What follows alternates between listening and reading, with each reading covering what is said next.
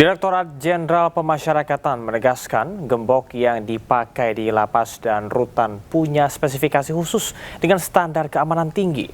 Hal tersebut disampaikan oleh Ditjenpas menanggapi Panca Lapas Komisi 13 DPR, Pasca Lapas Komisi 13 DPR yang menilai harga gembok Rp1 juta per unit tidak wajar.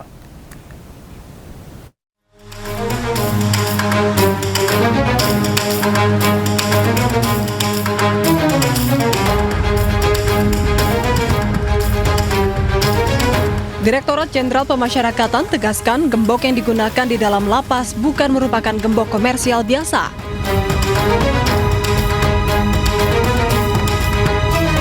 Gembok yang digunakan merupakan perangkat pengaman dengan spesifikasi khusus yang dirancang untuk penuhi standar keamanan tinggi di lingkungan lapas rutan.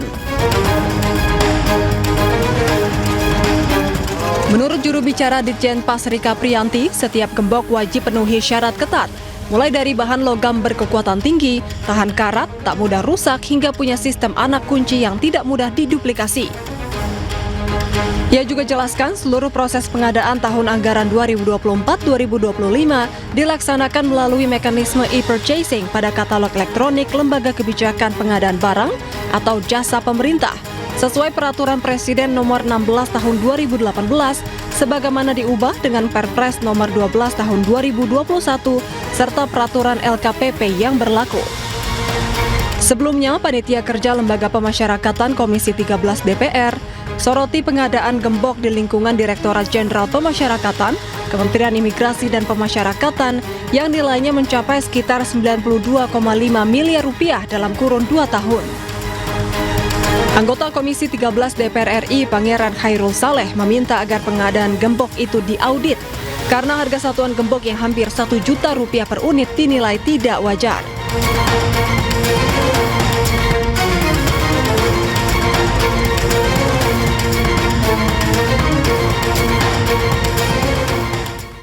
Barreskrim Polri kembali mengungkap kasus penyelundupan narkotika jenis sabu dengan modus menyembunyikannya di dalam tubuh. 3 tersangka berikut 500 gram sabu diamankan oleh petugas. Mana? Yang buat telepon tadi? HP-mu yang buat telepon tadi mana? 2 tersangka penyelundupan narkotika Musa dan Guntur ditangkap tim gabungan di Tipit Narkoba Barreskrim Polri di Terminal Kedatangan Bandara Soekarno-Hatta, Tangerang, Banten. Kedua tersangka menyelundupkan sabu dengan modus ditelan ke dalam perut. Petugas membawa kedua tersangka ke rumah sakit terdekat untuk menjalani pemeriksaan ronsen. Di dalam tubuh tersangka ditemukan 8 kapsul sabu dengan berat total 500 gram. Pengakuan tersangka, sabu itu berasal dari Pekanbaru dan hendak dibawa menuju Sumbawa, Nusa Tenggara Barat. Hasil pengembangan kasus, petugas menangkap Isnaini di Sumbawa Barat, Nusa Tenggara Barat yang berperan sebagai penerima sekaligus pengedar sabu di wilayah tersebut. Dari Jakarta, Helmi Sajangbati, iNews melaporkan. Setelah berhasil dievakuasi, jenazah Kapten Nicholas Francis Gosselin, pilot PT AMA, disemayamkan. Ibadah penguatan dan penghormatan terakhir digelar di hanggar PT AMA di Sentani, Jayapura, sebelum diterbangkan ke Jakarta.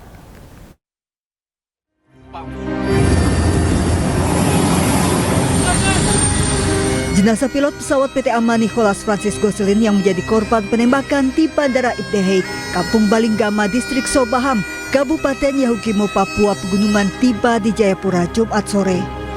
Jenazah disemayamkan dan dilakukan ibadah penguatan di hanggar AMA sebelum diterbangkan ke Jakarta. Prosesi diawali dengan penghormatan militer, dilanjutkan penandatanganan berita acara penyerahan jenazah. Usai disemayamkan, jenazah diterbangkan ke Jakarta untuk diserahkan ke keluarga melalui pemerintah Indonesia dan pemerintah Amerika Serikat.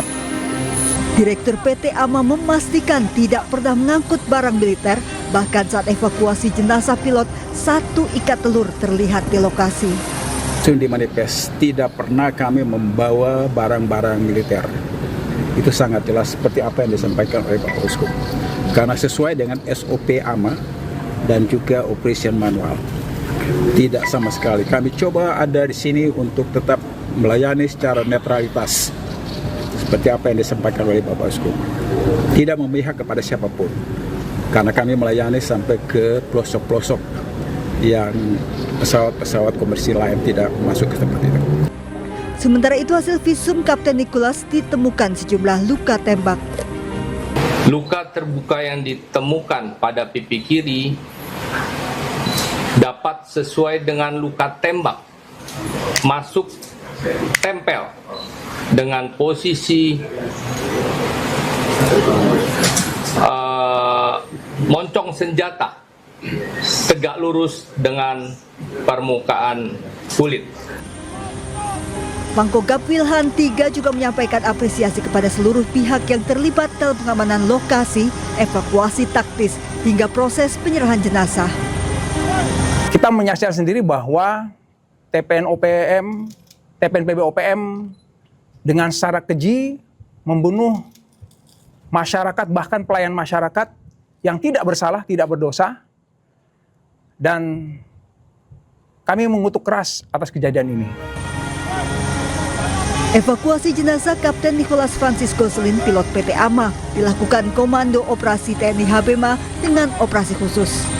Kapten Nicholas menjadi korban penyerangan dan penembakan kelompok separatis KKB di Kabupaten Yahukimo, Papua Pegunungan. Bersama dengan proses evakuasi, TNI terus menyisir dan mengejar pelaku penembakan serta pembakaran pesawat. Tim Liputan iNews melaporkan. Kita ke informasi lain, pemirsa. Ingin Roy Suryo ditahan, Peradi Bersatu berencana mengirimkan surat ke Mahkamah Agung. Peradi meminta agar MA meninjau penangguhan penahanan Roy Suryo. Belum juga usai sidang pra-peradilan Roy Suryo, lawannya Peradi Bersatu sudah ancang-ancang akan menjebloskan tersangka fitnah ijazah itu ke penjara. Strategi yang akan dipilih Peradi adalah mengirimkan surat kepada Mahkamah Agung agar kembali meninjau penangguhan penahanan Roy Suryo. Sekjen Peradi Bersatu Ade Darmawan menyebut langkah itu sengaja mereka ambil agar Roy Suryo tidak terus-terusan mengajukan sidang pra-peradilan. Kalau ada pra-peradilan yang akan dilaksanakan oleh tim Roy Suryo, otomatis harus segera dimasukkan ke dalam tahanan. Kenapa? Ketika pra-peradilan dibacakan dan itu tidak menang atau kalah, kemudian ada niatan lagi untuk memperapit, itu harus segera dilakukan penahanan. Maka kami akan mengajukan permohonan perhatian hukum dan tinjauan kembali status penahanan terdakwa Roy Suryo sebagai residivis. Sementara itu sebelumnya ahli pidana Didit Wijayanto berpandangan penangkapan Roy Suryo sudah cacat prosedur. Didit menyebut dalam hukum acara pidana, proses pelimpahan tahap 2 atau penyerahan tersangka dari penyidik ke jaksa, maka tersangka tidak perlu ditangkap, apalagi ditahan. Kalau dipanggil tidak datang 2 kali, tidak memberikan alasan yang patut. Yang kedua, untuk kepentingan penyidikan. Nah, kalaupun untuk kepentingan pelimpahan tahap 2, tidak perlu ditangkap. Nah, di sini ini problemnya adalah langsung ditangkap. Kalau itu artinya apa? Berarti Polda Metro ingin membuat norma baru. Jumat 19 Juni, 2 tersangka fitnah ijazah Jokowi, Roy Suryo dan Dr. Diva ditangkap Polda Metro Jaya. Keduanya sempat jalani perawatan di Rumah Sakit Polri sebelum dilimpahkan ke Kejaksaan Negeri Jakarta Selatan. Kejaksaan Negeri Jakarta Selatan kemudian memutuskan menangguhkan penahanan keduanya. Tak terima dengan penangkapan Polda Metro Jaya, Roy kemudian ajukan sidang pra-peradilan. Tim Liputan iNews melaporkan. Roy Suryo kembali mengajukan pra-peradilan menggugat Polda Metro Jaya dan Kejaksaan. Permohonan pra-peradilan yang baru untuk menguji sah tidaknya penetapan tersangka berdasarkan dengan pasal 32 Undang-Undang ITE atas tindak pidana manipulasi dokumen elektronik.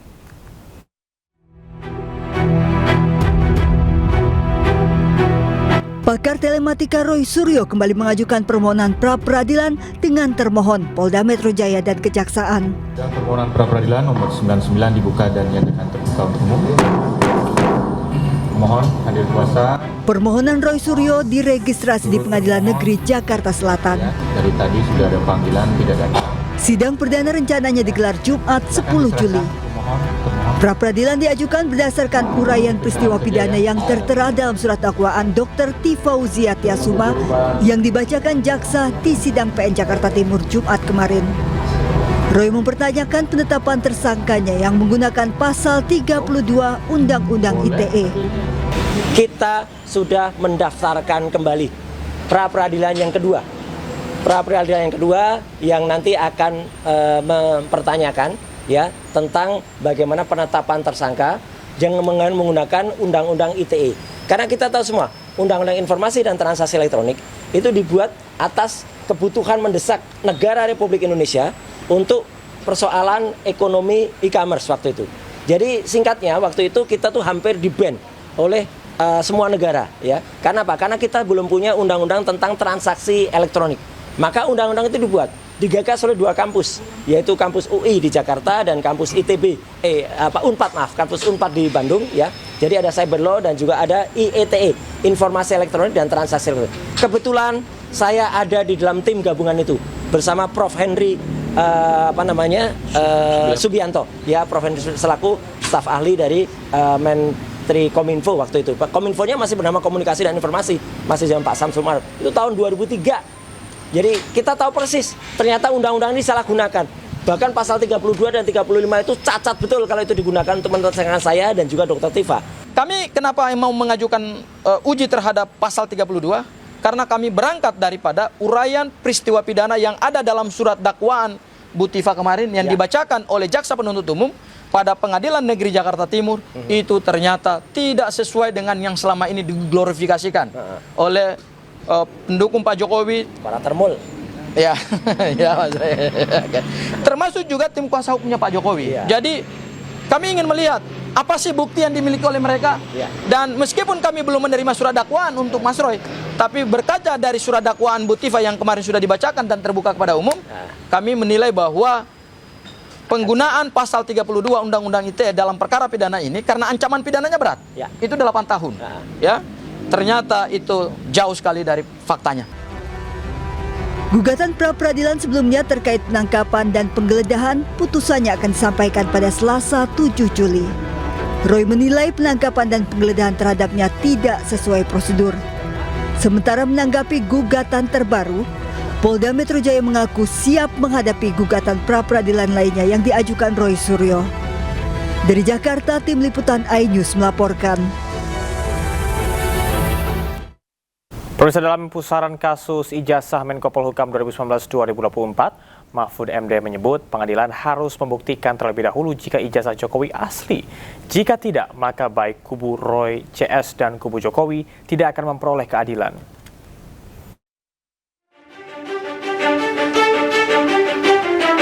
Setelah berbabak-babak, akhirnya kasus fitnah ijazah Jokowi memasuki babak paling genting, yakni sidang peradilan. Tifauzia Tiasuma duduk di balik meja hijau sebagai terdakwa. Kepada hakim, Dr. Tifa berkata, untuk mencari keadilan, ia memilih melanjutkan sidang dibanding berdamai dengan Jokowi. Izin Yang Mulia, pertama saya tidak akan melakukan restoratif justice. Kedua, saya akan melakukan perlawanan. Siap. Ketiga, saya tidak akan menerima plea bargain. Menko Polhukam 2019-2024 Mahfud MD turut menyoroti kasus ijazah palsu dan jalannya persidangan. Menurut Mahfud, untuk mendapatkan keadilan bagi kedua belah pihak, maka ada langkah pertama yang harus dilakukan oleh pengadilan, yakni membuktikan terlebih dahulu keaslian ijazah Jokowi. Ini harus dibuktikan dulu di pengadilan. Kalau tidak ada upaya membuktikan kebenaran ijazah dulu, itu berarti tidak fair karena isu utama jasa. Kalau tidak ada usaha itu, tidak boleh masuk ke pasal 35 dan pasal 32 Undang-Undang ITE. Ini menurut saya. Oh gitu ya, menurut Mahfud gitu. Iya kan ini dulu ya. Ini dulu fokus dong. ke sini dulu, jangan buru-buru ke sini. Oh benar ijazah Jokowi itu diragukan. Benar ya ijazah Jokowi diragukan. Karena kalau begitu, karena diragukan, berarti ini tidak memfitnah. Selain itu, terkait tanda tanya apakah Jokowi sebagai pelapor akan datang ke persidangan atau tidak, Mahfud juga berpandangan jika presiden ketujuh itu tidak wajib hadir, asalkan mampu menunjukkan bukti kuat jika ijazahnya 100% asli. Sementara itu, kuasa hukum Jokowi memastikan jika mantan wali kota Solo itu akan hadir di persidangan dan siap bertarung secara hukum dengan Roy dan Dr. Tifa. Bapak menyampaikan kesediaannya untuk dapat hadir sesuai dengan mekanisme peradilan nanti, dan tentu akan menyampaikan apa yang harus dilakukan, termasuk menyampaikan ijazah-ijazahnya. Kasus ijazah Jokowi telah bergulir hampir 2 tahun. Roy CS menyebut menemukan data jika ijazah S1 Jokowi 99,99% palsu. Jokowi tidak terima. Ia mengaku dirinya sudah direndahkan serendah-rendahnya dan dihinakan sehina-hinanya. Jokowi lalu memilih melaporkan 8 orang ke Polda Metro Jaya, termasuk Roy Suryo dan Dr. Tifa. Tim Liputan iNews melaporkan. Kuasa hukum Presiden ke-7 Joko Widodo, Yakub Hasibuan menegaskan nantinya Jokowi akan hadir dalam sidang pembuktian perkara dugaan pencemaran nama baik dan menunjukkan ijazah asli di hadapan majelis hakim. Sementara Dr. Tifa, terdakwa kasus fitnah ijazah Jokowi, menegaskan menolak penyelesaian perkara melalui mekanisme restoratif justice. Saya tidak akan melakukan restoratif justice. Kedua, saya akan melakukan perlawanan. Penolakan penyelesaian perkara disampaikan Dr. Tifa dalam sidang perdana dugaan pencemaran nama baik dan penyebaran berita bohong terkait dugaan ijazah palsu Presiden ke-7 Republik Indonesia Joko Widodo di Pengadilan Negeri Jakarta Timur Kamis siang. Setelah dakwaan dibacakan, Dr. Tifa menyatakan menolak penyelesaian perkara melalui mekanisme restoratif justice dan akan mengajukan perlawanan. Izin yang mulia, pertama saya tidak akan melakukan restoratif justice. Kedua, saya akan melakukan perlawanan. Ketiga, saya tidak akan menerima plea bargain.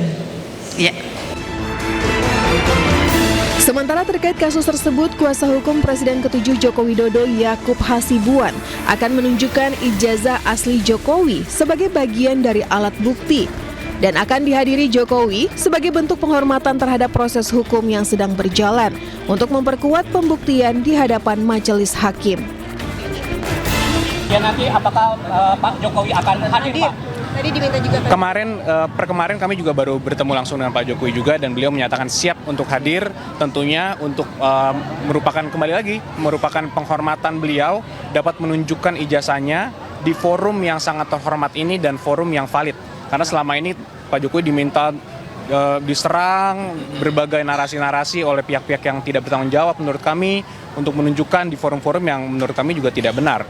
Dan sekarang kami mendapatkan kesempatan untuk menghadirkan ijazahnya di forum yang terhormat ini, dan Pak Jokowi sangat menghormati itu dan sangat menunggu waktu itu nanti. Penegasan berarti nanti Pak Jokowi akan membawa langsung ijazah aslinya untuk ditunjukkan di dalam persidangan? Yes, betul Mas, karena ijazah yang sudah disita itu kan SMA dan UGM. Jadi nanti tentu penuntut umum juga akan menghadirkan itu dan Pak Jokowi akan memperlihatkan itu semua. Diperkirakan agenda pembuktian berlangsung sekitar 3 hingga 4 pekan mendatang karena persidangan masih akan melewati tahapan pembacaan eksepsi dan putusan sela sebelum memasuki pemeriksaan saksi dan alat bukti. Dari Jakarta, Tim Liputan iNews melaporkan.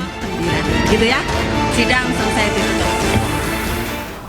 Dr. Tifa resmi didakwa dengan pasal berlapis dalam sidang perdananya di Pengadilan Negeri Jakarta Timur pada Kamis kemarin. Salah satu barang bukti digital yang diungkap oleh Jaksa Penuntut Umum dalam dakwaan adalah tayangan program Rakyat Bersuara di iNews.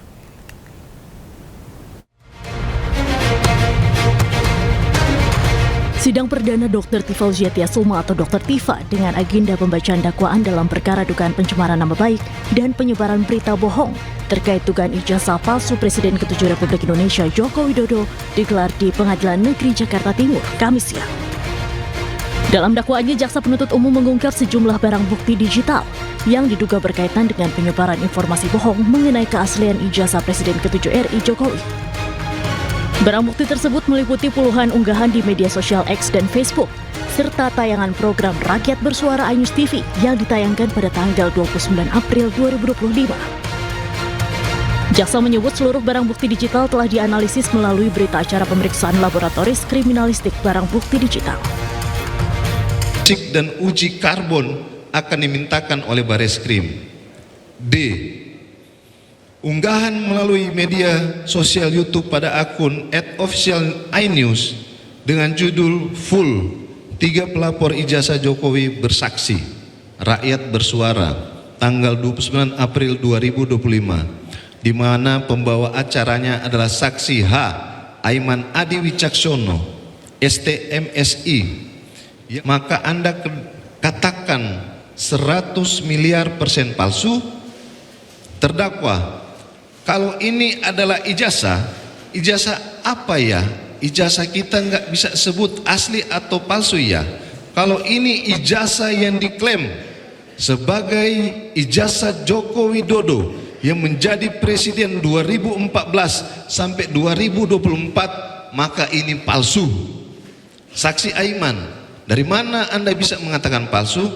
Terdakwa, dari mana? Saya melihat dari foto. Terdakwa, foto, oke, silakan. Terdakwa, satu dari foto ya. Kemudian yang kedua, ini materi utama saya, karena saya sebagai dokter yang memang menekuni anatomi gitu ya. Diketahui dalam sidang perdana ini, jaksa penuntut umum membacakan surat dakwaan yang menjerat Dr. Tifa dengan sejumlah pasal, termasuk pasal dalam Undang-Undang ITE serta pasal pencemaran nama baik. Dari Jakarta, tim liputan iNews melaporkan. Oknum TNI aktif diduga terlibat korupsi MBG. Kejagung menyebut oknum TNI berpangkat kolonel tersebut ada di balik pembelian 21.000 motor listrik.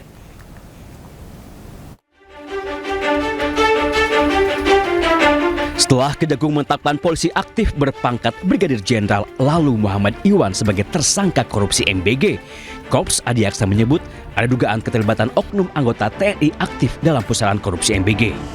Kejagung menyebut oknum TNI berpangkat kolonel itu berinisial BU. Di dalam tubuh Badan Gizi Nasional, BU memiliki jabatan ganda, yakni sebagai Sekretaris Deputi Bidang Penyediaan dan Penyaluran dan Pejabat Pembuat Komitmen atau PPK. Sebagai petinggi di Badan Gizi Nasional, BU diduga ikut kong-kali-kong mengatur penggelembungan harga barang dan jasa, termasuk pengadaan sepeda motor listrik yang jumlahnya mencapai 21.801 unit. Walaupun sudah menemukan keterlibatan oknum TNI, namun Kejagung tidak bisa serta-merta memproses BU karena masih berstatus TNI aktif. Penanganan terhadap oknum tersebut, yaitu saudara BU, itu dilaksanakan secara koneksitas bersama dengan penyidik pada Jaksa Agung Muda Militer. Jadi perkara itu termasuk sepeda motor ya, pengadaan sepeda motor itu karena ada keterlibatan oknum TNI aktif. Mendengar anggota yang diduga terlibat korupsi MBG, Mabes TNI langsung buka suara. Kapuspen TNI Brigjen Muhammad Nas menyebut terkait masalah BU akan berkoordinasi dengan Kejagung. Jika terbukti korupsi, maka BU akan ditindaklanjuti sesuai ketentuan hukum. Dalam lingkaran korupsi MBG, Kejagung telah menetapkan 7 orang tersangka, 4 orang petinggi Badan Gizi Nasional, 3 lainnya dari pihak swasta. Tim Liputan iNews melaporkan.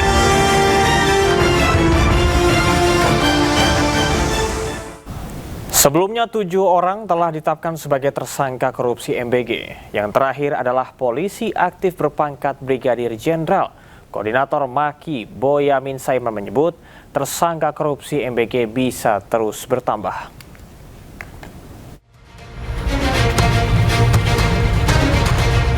Bak kotak Pandora yang terbuka, tersangka korupsi MBG bertambah lagi.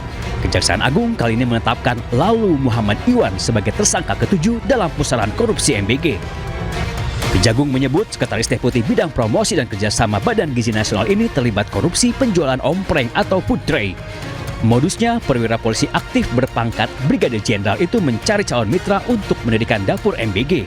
Syaratnya, mereka wajib membeli ompreng kepada perusahaan PT SGI. Belakangan terungkap PT SGI ternyata perusahaan yang sengaja ia dirikan. Jadi perannya adalah pada tahun 2025, ini saudara LM ini meminta saksi YCS dan RD mendirikan suatu perusahaan ya, dengan tujuan sarana untuk melakukan penjualan alat berupa food tray kepada calon mitra SPBG dengan harga yang sudah ditentukan oleh tersangka LMI ya. Walaupun sudah menetapkan 7 orang tersangka, Ketua Masyarakat Anti Korupsi Boyamin Saiman menyebut jumlah tersangka korupsi MBG kemungkinan akan bertambah. Boyamin juga mendesak Kejagung tidak hanya menetapkan tersangka, tetapi juga harus bisa mengembalikan kerugian uang negara. Jadi ini masih banyak yang harus jadi tersangka, karena banyak yang dimanipulasi, banyak yang dikorupsi, mulai dari titik dapur, pengadaan motor listrik, kompleng, mungkin CCTV, mungkin diduga juga terkait dengan pengadaan pakaian, pengadaan tablet, segala macam. Itu sudah seharusnya Kejaksaan Agung menyasar semua yang terlibat dalam korupsi MBG dan BGN. Karena apapun ya, untuk pertama tujuan utamanya adalah pengembalian kerugian negara. Karena kalau tidak disasar nanti pengembalian kerugian negara akan minim. Penetapan lalu Muhammad Iwan menambah jumlah petinggi Badan Gizi Nasional yang menjadi tersangka pencuri uang MBG. Sebelumnya, Kejagung sudah lebih dulu menangkap Ketua BGN Dedan Hindayana dan 2 wakilnya, Sony Sonjaya dan Lodewijk Kusung. Menyusul 3 tersangka lainnya dari pihak swasta, yakni Asep Yusuf Somantri, Glory Harima Sihombing, dan Andri Mulyono. Tim Liputan iNews melaporkan. Direktorat Jenderal Pemasyarakatan menegaskan gembok yang dipakai di lapas dan rutan punya spesifikasi khusus dengan standar keamanan tinggi. Hal tersebut disampaikan oleh Ditjenpas menanggapi Panca Lapas Komisi 13 DPR, Pasca Lapas Komisi 13 DPR yang menilai harga gembok Rp1 juta per unit tidak wajar.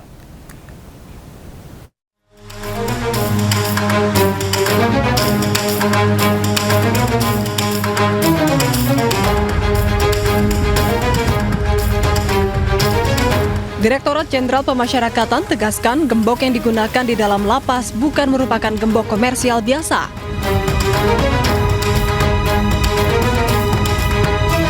Gembok yang digunakan merupakan perangkat pengaman dengan spesifikasi khusus yang dirancang untuk penuhi standar keamanan tinggi di lingkungan lapas rutan. Menurut juru bicara Ditjenpas Rika Priyanti, setiap gembok wajib penuhi syarat ketat, mulai dari bahan logam berkekuatan tinggi, tahan karat, tak mudah rusak, hingga punya sistem anak kunci yang tidak mudah diduplikasi.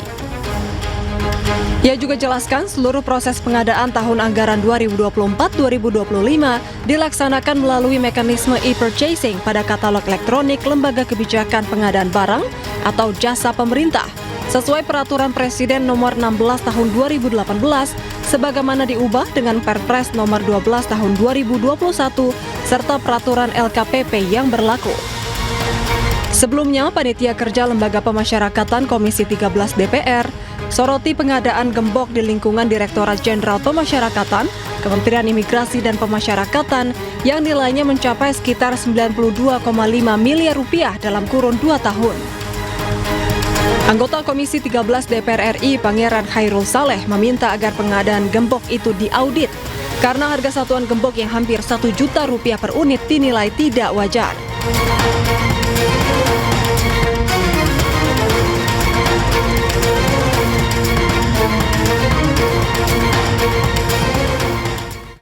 DPR RI menampung aspirasi Majelis Ulama Indonesia untuk membentuk rancangan undang-undang pidana tentang lesbian, gay, biseksual, dan transgender atau LGBT.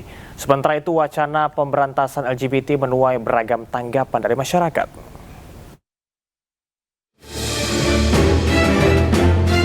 Majelis Ulama Indonesia tengah menggodok naskah akademik dan rancangan undang-undang pidana tentang lesbian, gay, biseksual, dan transgender atau LGBT. Wakil Ketua Umum MUI Khalil Nafis menegaskan langkah hukum ini diambil karena imbauan moral dinilai sudah tidak mempan membendung fenomena penyimpangan seksual di Indonesia. MUI menyatakan perang terhadap pelaku maupun kampanye LGBT. Adapun rancangan undang-undang pidana untuk memberantas perilaku LGBT di Indonesia mendulang beragam tanggapan dari masyarakat. Tanggapan saya sih bagus sih buat kampanye seperti itu karena kita harus gimana ya, harus menormalisasikan jati diri laki-laki gitu kan, jangan jadi kayak boti gitu. Tapi dengan kampanye yang dilakukan juga caranya. Kalau cara kayak gitu 50-50 lah, setuju nggak setuju ya, karena mungkin bisa menyakiti hati orang lain juga. Tapi dengan kampanye yang disuarakan setuju saya. Jadi bisa masyarakat bisa mengetahui apa dampak dari bot ini juga, dan menjadi integritas kita untuk mengenalkan sebenarnya gender kita itu apa sih. Untuk kampanye berantas botis menurut saya oke ya, since LGBT di Indonesia kan masih belum diperbolehkan ya, masih ilegal. Cuman mungkin caranya kali ya Mas, nggak yang lindas boti atau apa anarkis banget. Cuman mungkin bisa baik-baik atau pengarahan kayak kalau nemu orang yang agak-agak boti bisa mungkin diluruskan atau dibilang baik-baik gitu. Ya, tapi jangan anarkis juga sih, kan manusia juga ya walaupun boti. Sementara itu DPR telah menampung aspirasi MUI untuk memberantas LGBT dan akan membahasnya. Tim Liputan iNews melaporkan. Sebelumnya Presiden Prabowo Subianto resmi memasukkan penyebaran budaya LGBTQ sebagai ancaman non-militer. Hal tersebut ditetapkan dalam Peraturan Presiden atau Perpres nomor 111 tahun 2025.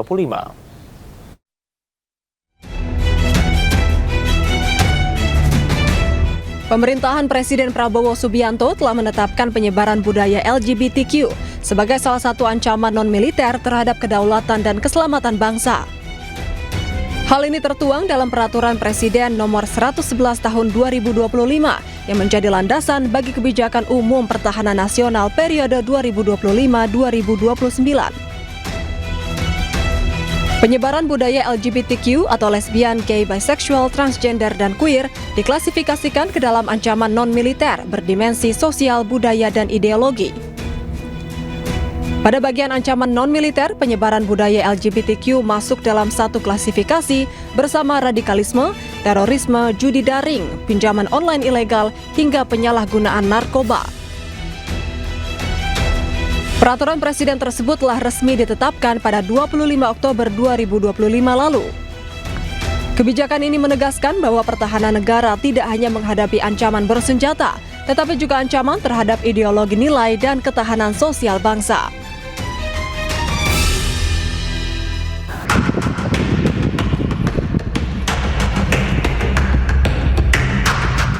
Di hari kelima kebakaran yang melanda tempat pemrosesan akhir TPA Jatiwaringin, Kecamatan Mau, Kabupaten Tangerang, Banten pada Sabtu siang, kepulan asap dan api masih menyala di sejumlah titik. Hingga hari kelima pemadaman, luas area yang terdampak api diperkirakan telah mencapai 15 hektar. Kepulan asap masih terlihat membumbung tinggi terbawa angin ke arah barat. Terlihat pula 2 helikopter waterbombing milik BNPB bergerak memadamkan api melalui jalur udara. Wakil Menteri Lingkungan Hidup Dias Faisal Malik Hendro Priyono menyebut karakteristik kebakaran TPA Jatiwaringin sama seperti kebakaran lahan gambut. Menurut Dias, kebakaran TPA Jatiwaringin yang disebabkan cuaca panas memantik CH4 atau gas metana. Hal ini bisa berpotensi menimbulkan ledakan dari dalam timbunan sampah yang menggunung. Tim Manggala Agni dikerahkan untuk melakukan pemadaman dengan metode injek. Pasalnya, pola penanganan kebakaran TPA Jatiwaringin ini disetarakan dengan pemadaman kebakaran lahan gambut. Kebakaran sudah hari ke-5 sekarang ya, dan memang pemadaman ini bukan hal yang mudah ya. Ini karakteristiknya mirip seperti kebakaran lahan gambut, karena mungkin di atasnya terlihat sudah padam, tetapi ketika kita lihat di bagian bawahnya ini masih ada apinya. Jadi kapan saja bisa terus terbakar, dan karena ada CH4-nya bisa ada potensi ledakan juga. Rencananya petugas akan terus berkoordinasi dengan BMKG untuk melakukan modifikasi cuaca guna mempercepat proses pemadaman kebakaran TPA Jatiwaringin. Hingga saat ini memasuki hari kelima, petugas gabungan masih berjibaku memadamkan api yang membakar timbunan sampah dengan waterbombing, armada pemadaman kebakaran, dan alat berat. Dari Kabupaten Tangerang, Banten, Aimarani iNews melaporkan. Kepala Badan Nasional Penanggulangan Bencana Letjen TNI Suharyanto menjelaskan proses penanganan kebakaran di tempat pembuangan akhir sampah Jatiwaringin di Kabupaten Tangerang menunjukkan perkembangan positif. Meski demikian, ia mengingatkan seluruh pemerintah kabupaten kota untuk waspada terhadap potensi kebakaran di TPA sampah saat memasuki musim kemarau. Ini kan mungkin sudah ditangani terus ya. Kita juga mendatangkan 2 heli waterbombing. Tadi Bapak Menteri Lingkungan Hidup juga datang ke sana bekerja sama Manggala Agni dari bawah menggunakan pipa panjang ditusuk ya. Kemudian kita dari atas siram sampai padam. Sekarang api belum padam tetapi sudah kecil dan ada hasilnya. Ya target kami hari ini bisa selesai. Tapi begitu El Nino ya masyarakat harus paham tahun 2023 itu 18 TPA terbakar, termasuk gunung-gunung. Nah, jadi ini sudah mulai alarm ya, dengan adanya terbakarnya Jatiwaringin ini, TPA Jatiwaringin, agar masing-masing kabupaten kota yang punya TPA dicek betul, hati-hati betul ya, jangan sampai kasus Jatiwaringin juga menular di tempat lain. Dan kita ingat pelajar pengalaman di 2023 di mana ada 18 TPA di kota-kota besar juga terbakar. Penasihat Presiden Bidang Ketenagakerjaan dan Kesejahteraan Buruh sekaligus Presiden KSPI Said Iqbal menemui ratusan buruh yang terkena PHK di PT Master Wovenindo di kawasan Marunai, Jakarta Utara Sabtu siang. Ratusan mantan buruh perusahaan tersebut mengaku di PHK massal pada 2019 sampai dengan 2020 dengan alasan perusahaan tutup operasional akibat terdampak pandemi COVID-19. Sejak penutupan, para pekerja tidak menerima uang pesangon, uang penghargaan masa kerja maupun uang penggantian hak lainnya. Dari hasil dialognya, Said Iqbal mengatakan pihak perusahaan rencananya berjanji akan membayar para pesangon buruh dalam waktu dekat ini. Bila mana PT Master Wovenindo tidak juga membayar pesangon para buruh, pihaknya akan memprosesnya secara hukum. Ratusan karyawannya belum mendapatkan hak-haknya akibat perusahaan ditutup. Jadi ini udah hampir 7 tahun. Nah, Pak Presiden Prabowo yang kita cintai ini kan selalu menekankan bila bisa sebisa-bisanya tidak terjadi PHK. Bila terjadi PHK, hak-hak buruh harus dibayar. Nah, ini udah 7 tahun. Hak buruh, pesangon, uang penghargaan masa kerja. Presiden KSPSI Andi Gani Nenawea menegaskan menolak adanya pengenaan PPh saat pencairan dana JHT. Sementara itu, kini pemerintah tengah mengkaji keluhan buruh terkait dengan pengenaan pajak pencairan jaminan hari tua.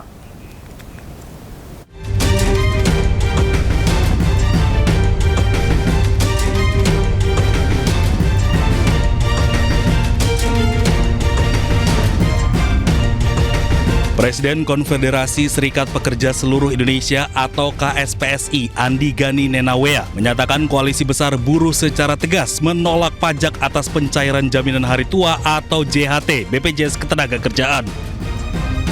Menurutnya, pengenaan pajak tersebut justru memberatkan para buruh di Indonesia.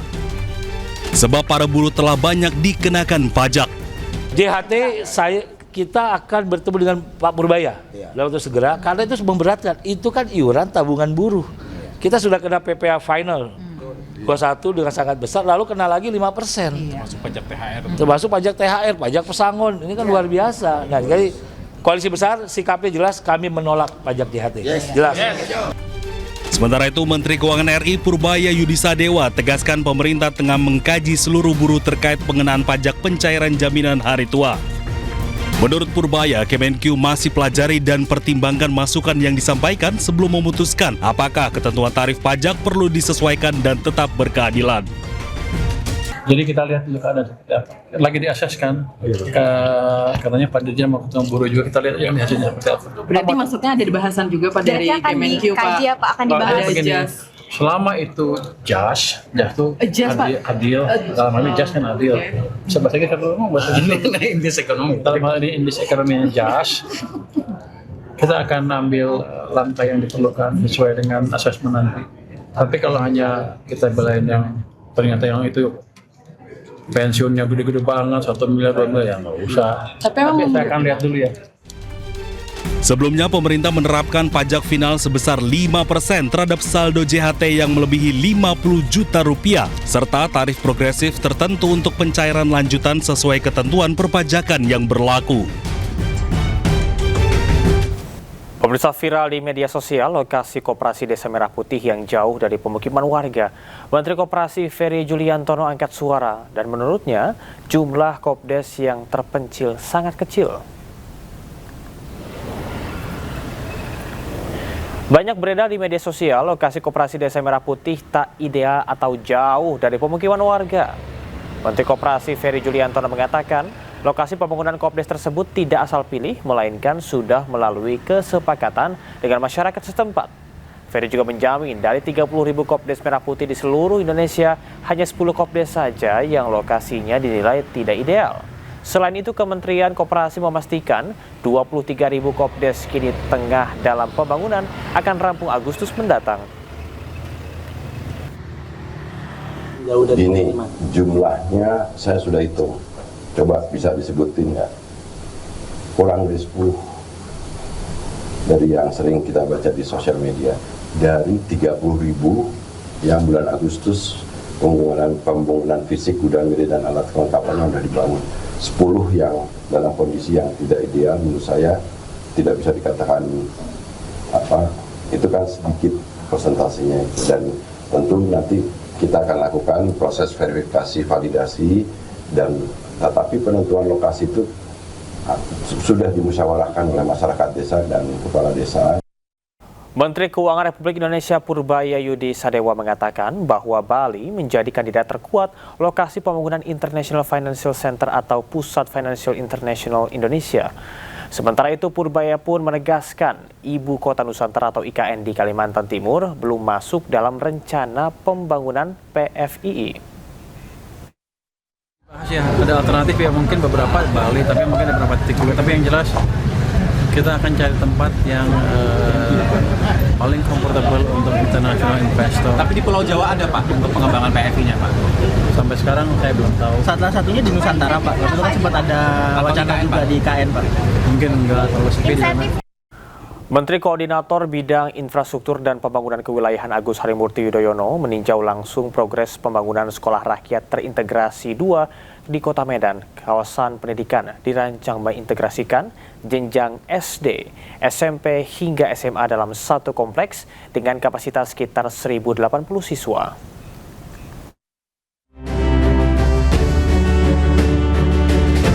Menteri Koordinator Bidang Infrastruktur dan Pembangunan Kewilayahan Agus Harimurti Yudhoyono meninjau langsung progres pembangunan Sekolah Rakyat Terintegrasi 2 Kota Medan Jumat siang. Dalam kunjungannya, Agus Harimurti menegaskan program Sekolah Rakyat merupakan salah satu prioritas Presiden Prabowo Subianto untuk memperluas akses pendidikan berkualitas sekaligus strategi memutus rantai kemiskinan antar generasi. AHY menambahkan pendidikan merupakan instrumen paling efektif untuk meningkatkan kesejahteraan masyarakat. Karena itu, negara harus hadir memberikan kesempatan yang sama bagi seluruh anak Indonesia, khususnya yang berasal dari keluarga kurang mampu.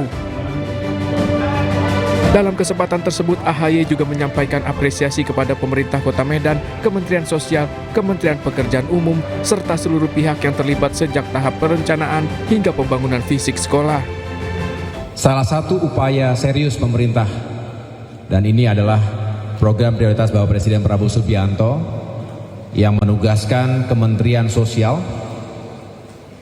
dan tentu dibantu secara teknis pembangunannya oleh Kementerian Pekerjaan Umum, di mana saya juga salah satu yang mengkoordinasikan fungsi-fungsi pembangunan infrastruktur di berbagai wilayah.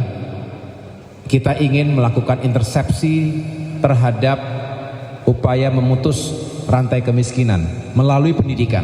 Pendidikan yang terjangkau, pendidikan yang berkualitas, dan bahkan di sini gratis. Sekolah Rakyat Terintegrasi 2 berdiri di atas lahan seluas sekitar 6 hektar milik pemerintah Kota Medan. Kawasan pendidikan dirancang mengintegrasikan jenjang SD, SMP hingga SMA dalam satu kompleks dengan kapasitas sekitar 1.080 siswa. Imigrasi Bogor meluncurkan program Medisa yang melayani pembuatan paspor di hari Sabtu. Layanan tersebut bertujuan untuk memudahkan para pekerja yang tak dapat mengurus paspor di hari kerja.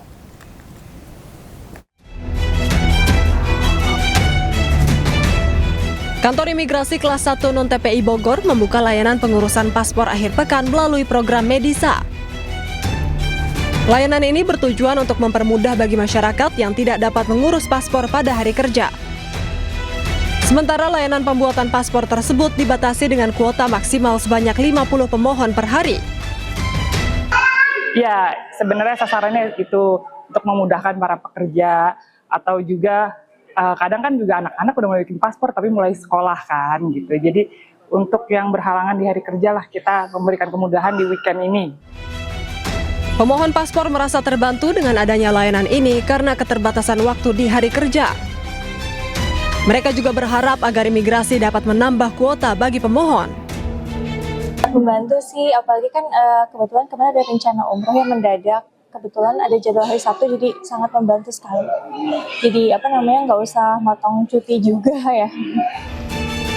Untuk mendapatkan layanan ini, pemohon harus mendaftar melalui aplikasi M-Paspor terlebih dahulu dan membawa dokumen persyaratan. Selain layanan akhir pekan, Imigrasi Bogor juga memiliki program Pancawala untuk melayani pembuatan paspor di luar jam kerja. Dari Bogor, Jawa Barat, Andi Firmansyah, iNews melaporkan. Pemirsa, rumah Aibtu Nuridin, oknum polisi pelaku penyekapan dan penyiksa istri siri di Brebes, Jawa Tengah, dipasang garis polisi.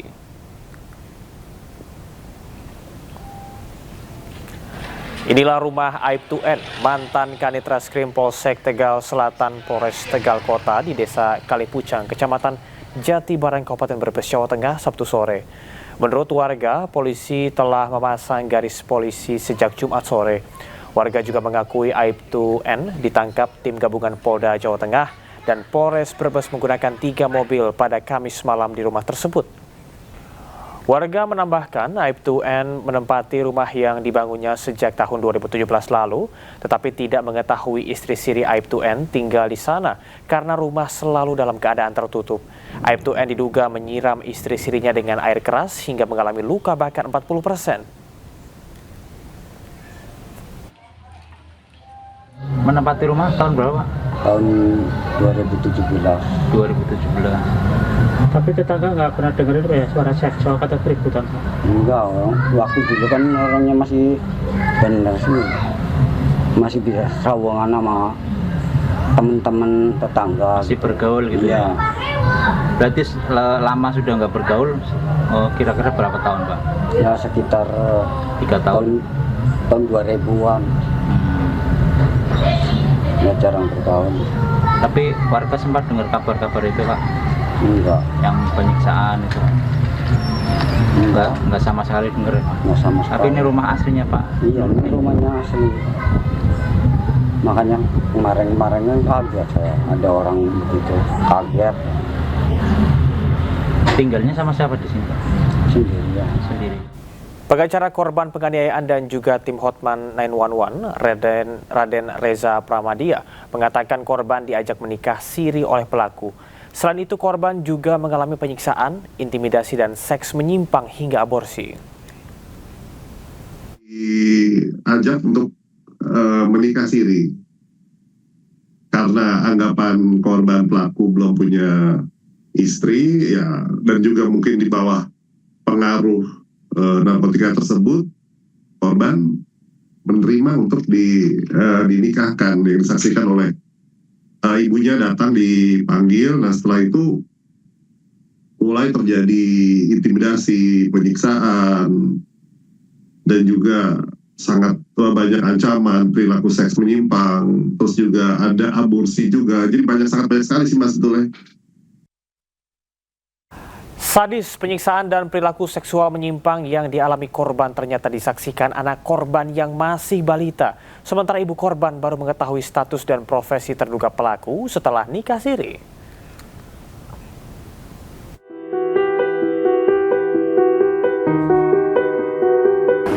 Saya punya Allah, yang saya minta doa Allah aja. Terungkap fakta baru kasus penyiksaan keji dan perilaku seksual menyimpang yang dilakukan oknum polisi di Cirebon, Jawa Barat.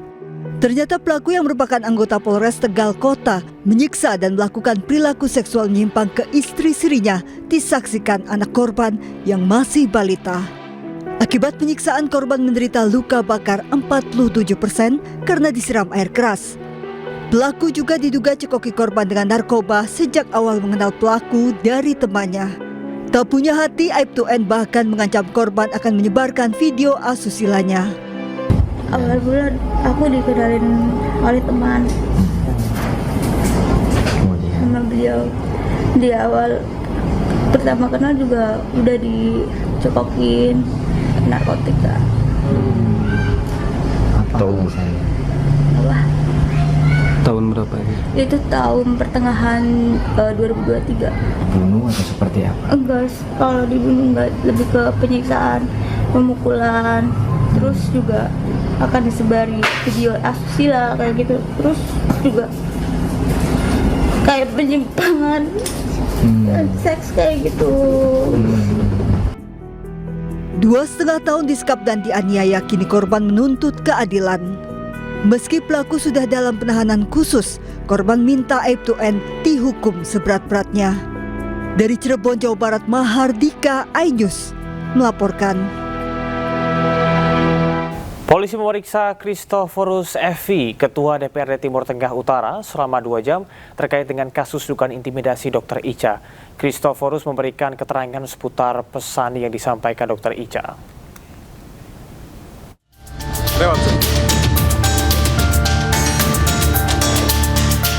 Ketua Dewan Perwakilan Rakyat Daerah Kabupaten Timur Tengah Utara, Christoforus Evi, diperiksa sebagai saksi dalam kasus dugaan intimidasi terhadap dokter jaga Rumah Sakit Leona Keva Menanu, Dr. Eliza Prinsila Utami Pakeyenoni atau Dr. Ica.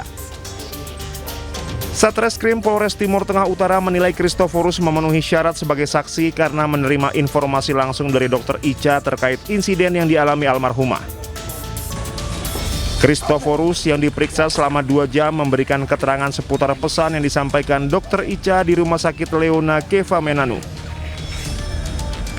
Jadi saya diundang ke sini untuk dimintai keterangan karena memenuhi sebagai syarat sebagai saksi karena saya sempat mengunjungi almarhum Dr. Ica saat di rumah sakit.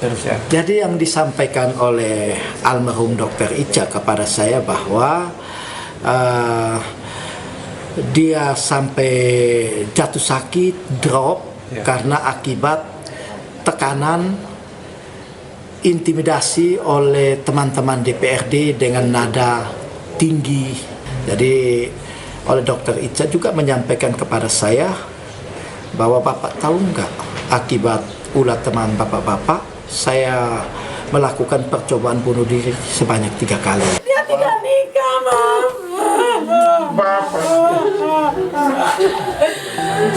Dia tidak nikah, Mam. Sebelumnya, Dr. Ica ditemukan tewas bunuh diri pada Jumat 26 Juni 2026 lalu di Nusa Tenggara Timur.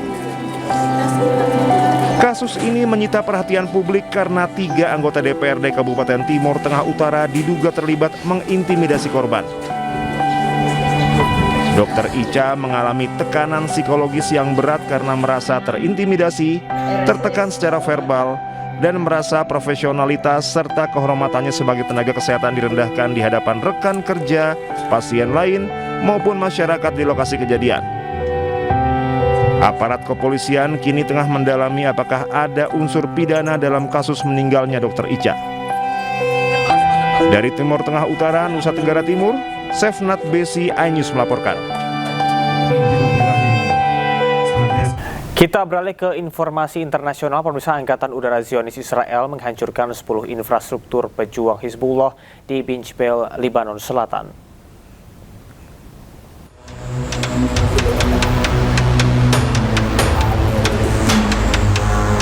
Serangan-serangan tersebut dilakukan sebagai respons terhadap serangan yang dilakukan oleh Hizbullah ke pasukan Zionis Israel. Sebuah truk milik Hizbullah teridentifikasi oleh Israel sedang memindahkan senjata dan dihancurkan untuk menghilangkan ancaman ke Zionis Israel. Akibat serangan tersebut, ledakan sekunder terdeteksi yang menunjukkan adanya senjata di dalam truk.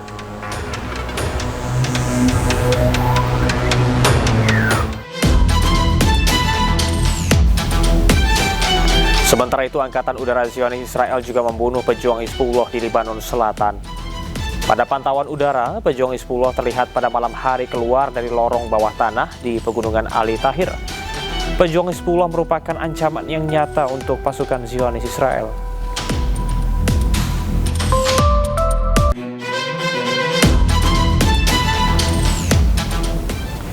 Iran menggelar rangkaian upacara penghormatan dan pemakaman bagi pemimpin tertinggi Iran, Ayatollah Ali Khamenei. Sejumlah pemimpin negara dan delegasi dari puluhan negara mulai berdatangan ke Teheran untuk memberikan penghormatan terakhir.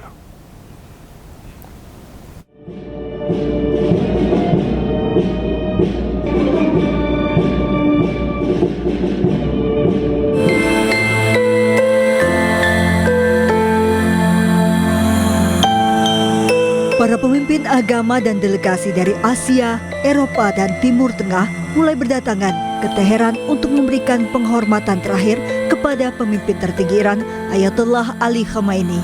Terlihat kedatangan delegasi dari Rusia, China, India, Turki, Irak, Bosnia dan Herzegovina, Hungaria hingga Bangladesh menjelang dimulainya rangkaian upacara penghormatan. Nampak pula Menteri Luar Negeri Iran Abbas Araghchi serta Ketua Parlemen Iran Muhammad Bagher Ghalibaf turut memberikan penghormatan terakhir sambil menangis di depan peti Ali Khamenei.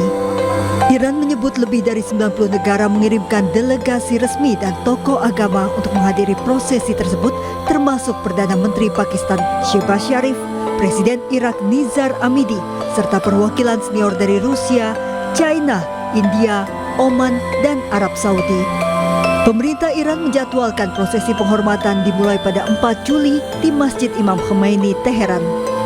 Ribuan pelayat diperkirakan akan memadati ibu kota Iran selama 2 hari ke depan.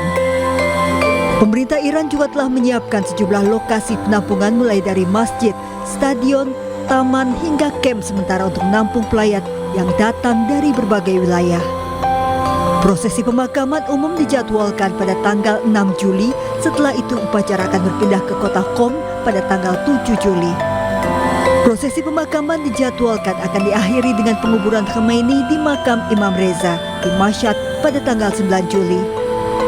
Sebelumnya Khamenei tewas pada hari pertama serangan AS dan Israel yang memicu perang Iran terbaru. Teheran mengkonfirmasi kematian pemimpin tertinggi dan menunjuk putranya Mojtaba Khamenei sebagai penggantinya. Pemirsa, rakyat Palestina di Gaza merayakan kemenangan tim nasional Mesir atas Australia dalam kualifikasi FIFA World Cup 2026. Selain itu, kepala pelatih timnas Mesir mengibarkan bendera Palestina di lapangan sebagai bentuk dukungannya terhadap kemerdekaan Palestina. Dan pemirsa, usai sudah kebersamaan kita dalam iNewsroom hari ini. Temukan informasi-informasi terbaru lainnya di www.inews.id. Cuplikan tayangan berita iNews dapat Anda saksikan di kanal YouTube @official iNews. Terima kasih Anda telah menyaksikan iNewsroom hari ini. Tetap jaga kesehatan, saya Camar Haenda. Sampai jumpa.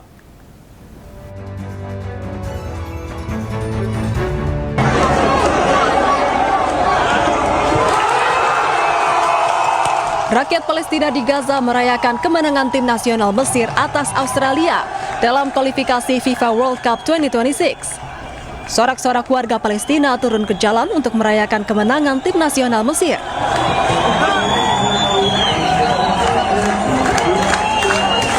Bendera Mesir dikibarkan oleh rakyat Palestina sebagai bentuk solidaritas.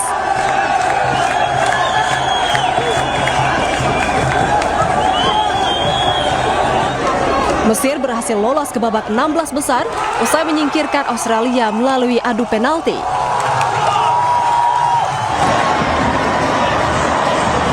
Selain itu, supporter asal Mesir juga mengibarkan bendera Palestina usai Mesir berhasil mengalahkan Australia.